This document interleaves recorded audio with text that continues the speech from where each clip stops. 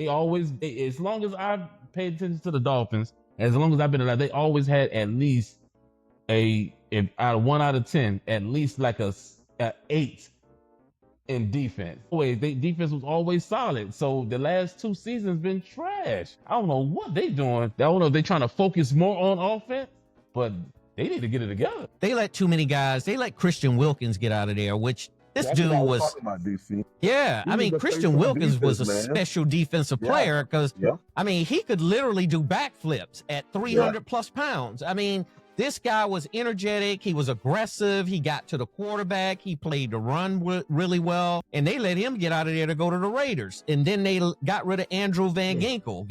Andrew Van Ginkel was a super good linebacker to me. So they let him get out of there, and he ended up in Minnesota. So, I mean, I don't understand what Chris Grier is thinking about. I mean, pay these guys, pay these players, because if you don't pay them, somebody else will. I'm just telling you. And this is directly from me to Chris Grier. I mean, if you want a championship franchise, and I know Stephen Ross will pay, he don't have no problem paying these guys. Get free that money up and pay these guys, and don't let them just get out of there. As far as Minka Fitzpatrick goes, pay attention to their salary cap. Yeah, they just pay attention to who they're paying, because I know they're paying Tua a lot, and they definitely paying Tyreek a lot. So see what they got. Yeah, but that's only two. Because when you have certain players on your roster, if they're making too much money, you can only spare so much money to the other players. Yeah, but the thing is, then guess what? You're talking about defense. Money. Who really going to be paying defensive players that type of money unless you have like huge accolades in your name? The defensive players, if you watch that draft, if you watch the draft and also the last several years, the defensive players are starting to make a lot of money, man, because they know them defensive players getting those $100 million contracts now. Because what's happening? Well, that's why all these teams was drafting young defensive players then, because they didn't have to get paid yet. Yeah, exactly.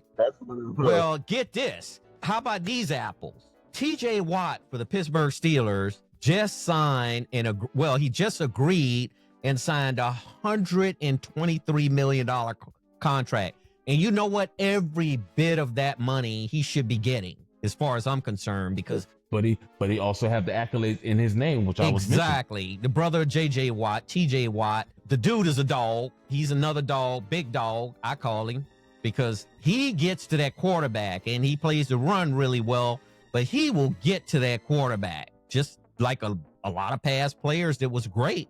They did. So I have to agree with Isaiah that these defensive contracts are getting to a point where you still have the offensive contracts up here and the defensive contracts are moving slowly but surely closer to these offensive players.